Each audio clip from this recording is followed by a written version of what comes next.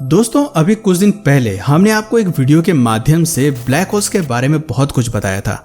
उस वीडियो में हमने आपको बताया था कि ब्लैक होल्स का जन्म कैसे होता है, वो कैसे अपने आप को जिंदा रखते हैं और आखिर उनकी मौत कैसे होती है। और उस वीडियो को आपने अपना ढेर सारा प्यार भी दिखाया था। लेकिन इस ब्रह्मांड में सिर्फ ब्लैक होल्स इकलौती ऐसी चीज नहीं है जो रहस्य का केंद्र बनी हुई है, बल्कि इसी दानव का एक और भाई ब्रह्मांड में मौजूद है जो अपने अंदर रहस्यों के कई पन्ने दबाए हुए हैं। जिस चीज को लोग व्हाइट होल्स के नाम से जानते हैं। नाम से ही पता चल रहा है कि यह एक ऐसी एंटिटी है जिसकी कार्यशैली ब्लैक होल्स के फंक्शन से काफी सिमिलर है और इसका रिलेशन ब्लैक होल से कुछ ना कुछ तो जरूर होगा ही होगा। तो आज की वीडियो में हम लोग यही जानने वाले हैं कि एक व्हाइट होल्स क्या होता है, वो काम कैसे करता है, उसकी उत्पत्ति कैसे होती है और उसकी मृत्यु कैसे होती है। तो नमस्कार दोस्तों, आप सभी का स्वागत है मिस्टर स्पेस में, जहां हम लोग फिर से आपके लिए ब्रह्मांड के एक और रोचक किस्से को लेकर आए हैं। तो बिना वक्त जाया करे चलिए शुरू करते हैं। तो सबसे पहले बात करते हैं कि एक व्हाइट होल होता क्या है।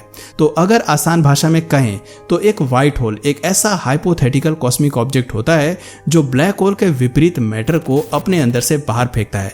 मतलब कि जिस तरह से ब्लैक होल की एक्स्ट्रा ऑर्डिनरी ग्रेविटी की वजह से वो अपनी तरफ बढ़ रही हर एक चीज को अपने अंदर समा लेता है, उसी तरह एक व्हाइट होल उसके कोर में प्रेजेंटेड मैटर को बाहर फेंकता रहता है। जनरल रिलेटिविटी के हिसाब से कोई भी चीज कभी भी व्हाइट होल के अंदर नहीं जा सकती। यानी कि अगर आप व्हाइट होल में एक बार छलांग मारने की कोशिश भी करें तो भी उसके अंदर प्रवेश कर पाना पूरी तरह से असंभव है। और आप कभी भी व्हाइट होल्स के अंदर झांक कर ये नहीं देख सकते कि वहां पर क्या है। ठीक उसी तरह जैसे आप ब्लैक होल्स के ब्लैक पर्ल में जाकर कभी भी कुछ भी नहीं देख सकते, क्योंकि वहां पर समय रुक जाता है और आप उससे कभी भी एस्केप नहीं कर सकते। इसी वजह से ब्लैक होल और व्हाइट होल दोनों को रिलेटिव कॉस्मिक ऑब्जेक्ट्स कहा जाता है, क्योंकि इनकी कई सारी प्रॉपर्टीज एक दूसरे से कहीं ना कहीं सिमिलर हैं। अब इसका ये मतलब नहीं है कि व्हाइट होल्स के सेंटर में भी समय रुक जाता है, बल्कि व्हाइट होल्स में किसी भी तरह न जा पाने का रीजन ये है कि वो अपने अंदर के मैटर को इतनी फोर्स से बाहर फेंकता है या कहें कि एमिट करता है, जिसके कारण अगर कोई व्हाइट होल के करीब ज्यादा पहुंचेगा तो व्हाइट होल की चीजों को बाहर फेंकने के कारण बन रही स्ट्रॉन्ग पुशिंग फोर्स की वजह से हो सकता है कि आप कई मील दूर जाकर गिरें। उम्मीद करता हूं कि आपको अब तक समझ में आ गया होगा कि व्हाइट होल आखिर में किस तरह का कॉस्मिक ऑब्जेक्ट है। तो चलिए यही मानकर आगे बढ़ते हैं और बात करते हैं कि आखिर एक व्हाइट होल की फॉर्मेशन कैसे होती है। एक व्हाइट होल के बनने के मुख्यतः दो पॉसिबल रीजन बताए जाते हैं और इन दोनों ही पॉसिबिलिटीज के सच होने के 50-50% चांसेस हैं। उन दोनों फॉर्मेशन पॉसिबिलिटीज के बारे में जानने से पहले हम ब्लैक होल का एक फैक्ट यहाँ पर दोबारा से रिवाइज करेंगे। ब्लैक होल की फंक्शनिंग की एक सबसे कॉमन बात है कि ब्लैक होल के अंदर जब भी कोई मैटर जाता है तो उसके इवेंट होराइजन में इंटर करने के बाद जब वो ब्लैक पर्ल की सिंगुलरिटी के अंदर चला जाता है तो उसका क्या होता है, इसके बारे में हमें पुख्ता तौर पर अभी भी कुछ भी नहीं पता। सिंगुलरिटी एक अल्ट्रा कॉम्प्रेस्ड मैटर का बहुत बड़ा कलेक्शन होता है जो एक छोटे से पॉइंट में एग्जिस्ट करता है। इसके बारे में तो हम सब लोगों को पता है। और एक सिंगुलरिटी अपने अंदर कितना कॉम्प्रेस्ड मैटर होल्ड करके रख सकती है, इसका अंदाजा आप इसी बात से लगा लीजिए कि हमारे ब्रह्मांड की संरचना के दौरान जो भयानक विस्फोट हुआ था, जिसे आप लोग बिग बैंग के नाम से जानते हैं, उस विस्फोट में एक सिंगुलरिटी बर्स्ट आउट हुई थी और उसी से हमारे ब्रह्मांड की संरचना हुई थी।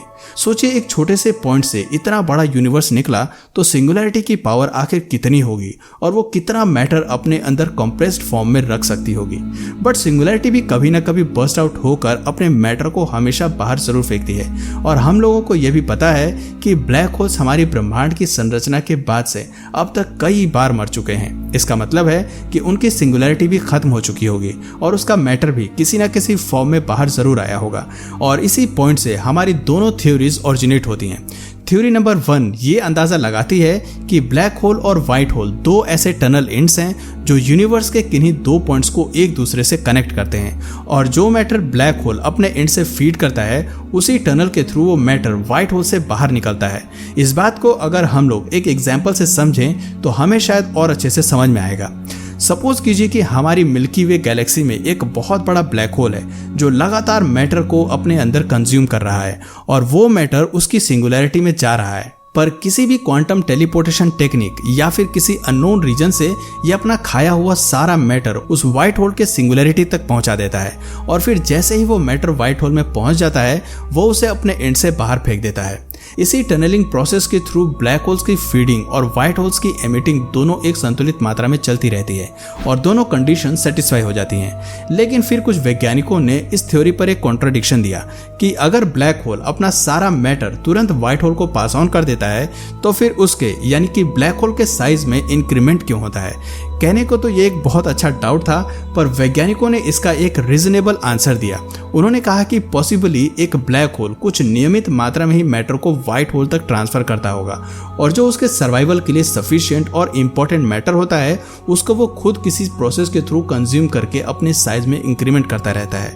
या फिर हमने आज तक किसी व्हाइट होल को नहीं देखा है, तो शायद इसका मतलब यह भी हो सकता है कि व्हाइट होल कोई टनल ना होकर ब्लैक होल के वेस्ट प्रोडक्ट को थ्रो करने का एक मीडियम होता हो। रीजन चाहे जो भी हो, पर इन दोनों ही केसेस में थ्योरी यही सजेस्ट करती है कि ब्लैक होल और व्हाइट होल एक दूसरे से इंटरकनेक्टेड हैं और अपने मैटर को एक दूसरे से शेयर जरूर करते हैं। दूसरी थ्योरी ये सजेस्ट करती है कि ब्लैक होल ही आगे जाकर किसी व्हाइट होल में परिवर्तित हो जाता है। टू बी ऑनेस्ट, हम लोगों ने आज तक कभी भी किसी ब्लैक होल के एंड को विटनेस नहीं किया है, जिसकी वजह से सारी सिचुएशंस और ज्यादा कॉम्प्लिकेटेड हो जाती हैं। मैथमेटिकली ऐसा पॉसिबल है कि एक ब्लैक होल अपनी लाइफ के एंड पॉइंट के बाद किसी व्हाइट होल का अस्तित्व धारण कर लेता हो। 2014 में ही की गई एक स्टडी के हिसाब से इस थ्योरी को काफी हद तक सही बताया गया था। उन्होंने बताया कि एक पॉइंट ऐसा आता है जब ब्लैक होल और ज्यादा श्रिंक नहीं कर सकता और इस पॉइंट में इसकी डेथ कंफर्म हो जाती है।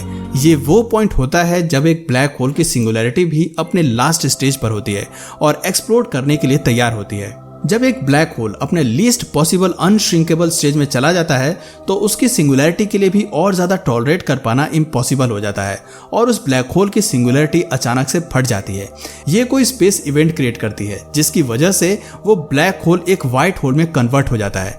बस किसी नॉर्मल सिंगुलैरिटी की तरह ब्लैक होल की सिंगुलैरिटी एक साथ अपने मैटर को स्प्रेड आउट नहीं करती, बल्कि वो एक लीनियर मोशन में अपने सारे मैटर को तब तक फेंकती रहती है जब तक कि वो किसी भी अनश्रिंकेबल रेट पर ना पहुंच जाए। और जैसे ही उसकी भी वही स्टेज आ जाती है जो ब्लैक होल की व्हाइट होल में कन्वर्जन पर आ गई थी, तब उसमें एक फाइनल एक्सप्लोजन होता है और उसी एक्सप्लोजन के साथ ब्लैक होल के अंदर का बचा खुचा मैटर जो कि एक व्हाइट होल में कन्वर्ट हो गया था वो भी बाहर निकल जाता है और इसी तरह एक ब्लैक होल और व्हाइट होल की कहानी हमेशा हमेशा के लिए खत्म हो जाती है।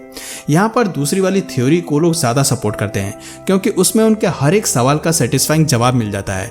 उसमें व्हाइट होल की फॉर्मेशन से लेकर उसके एंड तक के हर एक चीज का सॉल्यूशन है और हर पॉसिबल क्वेरी के लिए क्लैरिफिकेशन भी इसी थ्योरी में मिल जाता है।